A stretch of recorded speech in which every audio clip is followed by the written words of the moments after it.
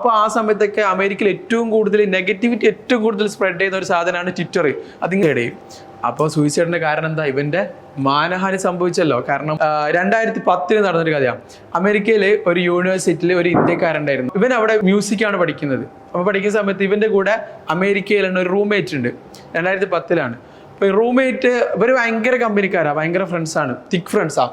അപ്പോൾ എപ്പോഴും എങ്ങനെ എല്ലാ കാര്യങ്ങളും ഇങ്ങനെ ഷെയർ ചെയ്യുകയും ചെയ്യും. അപ്പോൾ ഒരു ദിവസം ഇവൻ്റെ അടുത്ത് ഫ്രണ്ട് പറഞ്ഞ് ഇന്ന് എൻ്റെ കൂടെ ഡേറ്റ് ചെയ്യാൻ ഒരാൾ വരുന്നുണ്ട്, എനിക്കിന്ന് എന്ത് ചെയ്ത് തരണം, നിങ്ങൾ റൂമിൽ നിന്ന് മാറി തരണം എന്ന് പറയും. അപ്പോൾ അവിടെയൊക്കെ ഡേറ്റിങ് കാര്യങ്ങളൊക്കെ ഭയങ്കര കോമൺ ആയിട്ടുള്ള സംഭവമാണ് ഇപ്പോഴും ആ സമയത്തൊക്കെ. അപ്പോൾ ഡേറ്റ് ചെയ്യാൻ വരുന്നുണ്ട്, നിങ്ങൾ എന്ത് ചെയ്യണം, ഇന്നൊന്ന് ഇറങ്ങി തരണം എന്ന് പറയും. അപ്പോൾ അവർ കുഴപ്പമില്ല, നോ പ്രോബ്ലം എന്ന് പറഞ്ഞിട്ട് മാറിക്കും. അപ്പോൾ ഇവൻ പോകുന്ന സമയത്ത് ഒരു ചെറിയൊരു കാര്യം ചെയ്തു വെക്കും. ഇവനെന്താ വെച്ചാൽ ഇവൻ്റെ ലാപ്ടോപ്പ് ടേബിളിൽ തുറന്നിട്ട് ആ വെബ് ക്യാം എന്ത് ചെയ്തു ജസ്റ്റ് ഒന്ന് ഓൺ ചെയ്തിട്ട് വെച്ചിട്ട് പോകും. അപ്പൊ ഇവന് എന്താ രഹസ്യം അറിയാൻ വേണ്ടി നമ്മൾ ചെയ്യില്ല, ഫ്രണ്ട് എന്ന രീതിയിൽ തമാശയൊക്കെ ചെയ്തൊരു സാധനം. അപ്പൊ അങ്ങനെ ചെയ്ത് പോയി. അപ്പോൾ ഒരു ദിവസം റൂംമേറ്റ് വന്ന് അപ്പോൾ അവനെന്ത് ഡേറ്റ് ചെയ്യാനുള്ള ആളെയും കൂടി കൂട്ടി വരുന്നത്. അതൊക്കെ കഴിഞ്ഞ് പോയി. അപ്പോൾ ഇവൻ വന്നിട്ട് പിന്നെ ലാപ്ടോപ്പ് ഇട്ട് നോക്കുമ്പോഴാണ് മനസ്സിലാകുന്നത് ഇവൻ കൂട്ടി വന്നത് ആരെയാണ്, ഒരു ബോയിനെയാണ്. അപ്പോഴാണ് അവൻ റിയലൈസ് ചെയ്യുന്നത് ഹിസ് എ ഗേ. അപ്പൊ ഇവൻ ഗേ ആണെന്ന് മനസ്സിലാവും. അപ്പൊ ഇവനൊരു ഫൺ എന്ന രീതിയിൽ എന്ത് ചെയ്യുന്ന അറിയാം. അപ്പൊ ആ സമയത്തൊക്കെ അമേരിക്കയിൽ ഏറ്റവും കൂടുതൽ നെഗറ്റിവിറ്റി ഏറ്റവും കൂടുതൽ സ്പ്രെഡ് ചെയ്യുന്ന ഒരു സാധനമാണ് ട്വിറ്റർ. അത് നിങ്ങൾക്ക് അറിയാത്ത എന്താ വെച്ചാൽ ഇപ്പോഴത്തെ എക്സ്. അപ്പൊ അത് നിങ്ങൾക്ക് അറിയാത്ത എന്താ അറിയോ, നിങ്ങൾ അത് യൂസ് ചെയ്യാത്തോണ്ടാ. ഏറ്റവും കൂടുതൽ നെഗറ്റീവ് ആയിട്ടുള്ള കോൺട്രവേഴ്സി ആയിട്ടുള്ള വേൾഡ് വൈഡ് ആയിട്ടുള്ള കാര്യങ്ങൾ സ്പ്രെഡ് ചെയ്യുന്ന ഒരു സാധനമാണ് ട്വിറ്റർ എന്ന് പറഞ്ഞാൽ. ഇപ്പോൾ എക്സിനൊരു പ്രത്യേകത ഉണ്ട്. നമുക്ക് ഫേസ്ബുക്കിലൊക്കെ ഇടുന്ന കമന്റ്സിനും ഇതിനൊക്കെ റെസ്ട്രിക്ഷൻസ് ഉണ്ട്. എല്ലാ കമന്റ്സും ഇടാൻ വേണ്ടി പറ്റില്ല, ഒരാൾ അഗൈൻസ്റ്റ് ആയിട്ടുള്ള സാധനം ഇടാൻ പറ്റില്ല, പ്രസിഡന്റിനെതിരെ സംസാരിക്കാൻ പറ്റില്ല, അങ്ങനത്തെ കാര്യങ്ങളൊക്കെ നമ്മൾ അക്കൗണ്ട് ബാൻ ചെയ്യും.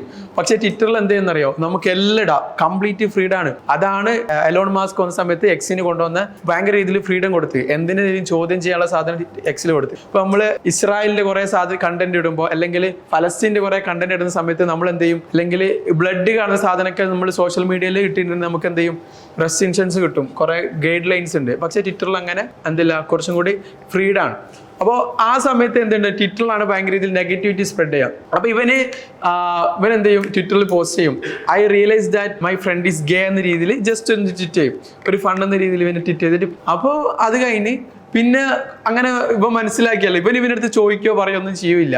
അപ്പോൾ അത് കുറെ കഴിഞ്ഞു. അപ്പോൾ അതിങ്ങനെ കോളേജിലേക്ക് ഇങ്ങനെ വലിയ ചർച്ചയാവും, അത് ആരാണ് എന്നുള്ള രീതിയിൽ ഒരു ആൻസൈറ്റി ഉണ്ടാക്കുന്ന ഒരു സാധനമാണല്ലോ, ആരാണ് എന്താണെന്നുള്ളത് അറിയാൻ വേണ്ടി. ഇപ്പോൾ ഇതൊന്നും ആരും അന്ന സമയത്ത് അക്സെപ്റ്റ് ചെയ്യാത്ത കുറെ കാര്യങ്ങളായിരുന്നു. അപ്പൊ ഇങ്ങനെ ആയി വരുന്നുകൊണ്ടിരിക്കുന്ന സാധനം. പിന്നെയും എന്ത് ചെയ്യും, ഇവനെ വീണ്ടും ഡേറ്റിങ്ങിന് ആ ഫ്രണ്ടിനെയും കൂട്ടി വരും.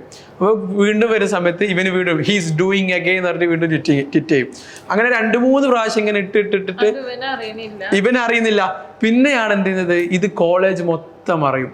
കോളേജ് മൊത്തം അറിഞ്ഞ് ആരാന്ന് വരെ അറിയാൻ തുടങ്ങി. I realise that my roommate is gay എന്നാണ് ഫസ്റ്റ് പറഞ്ഞത്. അപ്പോൾ ആരാന്ന് മനസ്സിലായി. അങ്ങനെ എന്ത് ചെയ്യും, ഇതറിഞ്ഞ് ഇവൻക്ക് എന്ത് ചെയ്യും, വളരെ ഭയങ്കര മാനക്കേടാവും. ഇവനാണെങ്കിൽ ഭയങ്കര ടാലൻ്റായ ചെക്കനാണ്, നല്ല മ്യൂസീഷ്യനാണ്, നല്ലോണം പഠിക്കും, നല്ല കഴിവുള്ളൊരു ചങ്ങായ. അപ്പോൾ ഈ സാധനങ്ങൾ ഫ്രണ്ട്സും ഇവരൊക്കെ അറിയല്ലോ.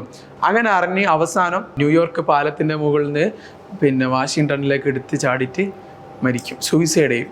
അപ്പോൾ സൂയിസൈഡിൻ്റെ കാരണം എന്താ, ഇവൻ്റെ മാനഹാനി സംഭവിച്ചല്ലോ. കാരണം ഇവൻ്റെ സാധനങ്ങൾ, ഇവൻ്റെ അഭിമാനങ്ങളും ഇതൊക്കെ തകർന്ന് കോളേജ് മൊത്തം അറിഞ്ഞ്, നാട്ടുകാരറിഞ്ഞ്, എല്ലാവരും അറിഞ്ഞ്. കാരണം നെഗറ്റിവിറ്റിയാണ് നല്ല രീതിയിൽ എന്ത് ചെയ്യും, സ്പ്രെഡ് ചെയ്യും.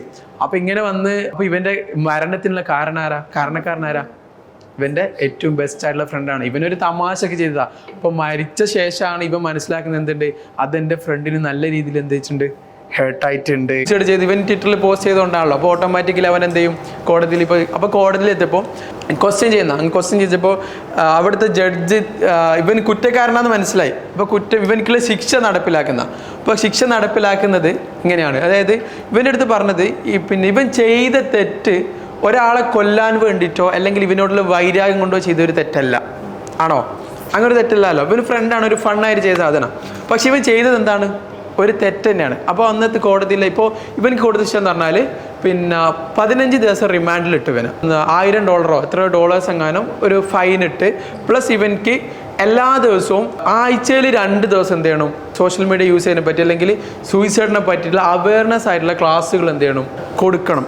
ആഴ്ചയിൽ 1 ദിവസം എന്ത് ചെയ്യണം, എവിടെയെങ്കിലും പോയിട്ട് ക്ലാസ് എടുക്കണം. പിന്നെ ഇവനിക്ക് ടോയ്ലറ്റ് ക്ലീൻ ചെയ്യുക, അങ്ങനത്തെ കുറച്ച് എന്ത് ചെയ്തിട്ട് ശിക്ഷകൾ കൊടുത്ത്. ഒരാളെ കൊല്ലാൻ വേണ്ടിയിട്ടോ അല്ലെങ്കിൽ അങ്ങനെ വൈരാഗ്യം കൊണ്ടിട്ടോ അല്ല, പക്ഷെ ഇവൻ ചെയ്ത് തെറ്റാണ്. അപ്പോൾ അതിന് കൊടുത്ത ശിക്ഷ എന്ന് പറഞ്ഞാൽ അപ്പോൾ അന്നത് ഭയങ്കര വിഷയമാണ്, ഒരു ന്യൂസാണ്. അപ്പോൾ ഈ ഒരു ശിക്ഷ കൊടുത്തത് കൊണ്ട് തന്നെ ഈ ഒരു ന്യൂസും പല ആളുകളും സ്പ്രെഡായി. എന്തുകൊണ്ടാണ് ഇവനിക്ക് അങ്ങനത്തെ ഒരു ശിക്ഷ കൊടുത്തതെന്നുള്ള രീതി.